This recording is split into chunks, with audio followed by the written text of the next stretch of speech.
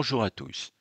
Autrefois, en cheminant le long de la rive gauche de la Rance sur la commune de Minihic, et plus précisément entre les deux vestiges des moulins à marée de la Herviers et de Fossemort, les randonneurs ne pouvaient pas manquer de passer devant quelques épaves disparates échouées sur la grève. L'une de ces épaves était celle du Saint-Gildas, un bac maritime construit en 1929.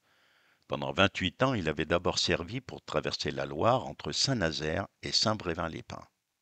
Puis revendu en 1957 aux vedettes blanches malouines, il avait assuré pendant 10 ans la liaison sur la Rance entre la cale Solidor à Saint-Servant et celle du bec de la Vallée à Dinard.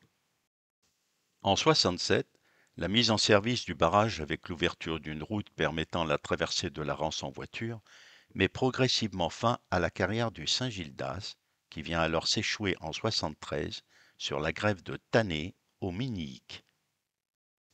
Ainsi, depuis 50 ans, il interpellait les randonneurs curieux qui empruntaient le GR34C, suscitant parfois quelques commentaires acerbes de la part de défenseurs de l'environnement.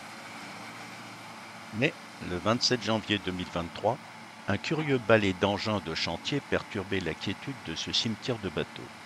En effet, l'entreprise Charrier de Rennes, sollicitée pour démanteler et retirer cette encombrante épave, intervenait. Tout en admirant la dextérité du conducteur de la pelleteuse hydraulique, j'avais du mal à réaliser que cette carcasse était celle d'un bateau de plus de 40 mètres de long, qui pouvait transporter à la fois une dizaine de voitures et 300 passagers. Et alors qu'avec de lugubres grincements l'énorme cisaille déchiquetait morceau par morceau le Saint-Gildas, je me demandais aussi comment était venue l'idée à des étudiants de la Sorbonne en 73 de faire l'acquisition de ce bateau pour le transformer en centre nautique. Ce tas de ferraille avait donc été pendant plusieurs années un centre, avec à l'intérieur bureaux, dortoirs et douches, et à l'extérieur des appontements pour les voiliers. À la place de ces débris de fer et d'acier qui s'accumulaient progressivement, des cohortes d'étudiants parisiens étaient donc venus plusieurs étés profiter de cette structure pour s'adonner à la pratique de la voile.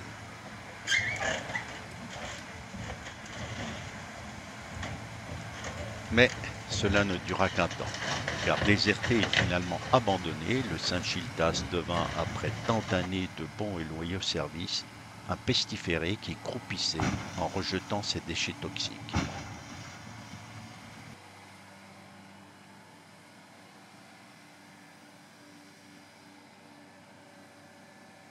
Aujourd'hui, la grève de Tannay a retrouvé sa splendeur passée. Le Saint-Gildas n'est plus là, et quelques propriétaires chanceux d'avoir trouvé un si bel endroit pour hiverner leurs voiliers ne s'en plaindront pas. Il reste bien 2 ou 3 vieilles carcasses en bois qui résistent encore à l'usure du temps, mais moins nocives pour l'environnement, elles participent, défendent certains, au charme de cet endroit. Voilà, je voulais rendre ce petit hommage au Saint-Gildas, et surtout, avant de vous dire au revoir, remercier chaleureusement Thierry de la société Charrier pour ses photos et Pascal, mémorialiste reconnu du Minihic, pour son histoire du Saint-Gildas. Au mois prochain.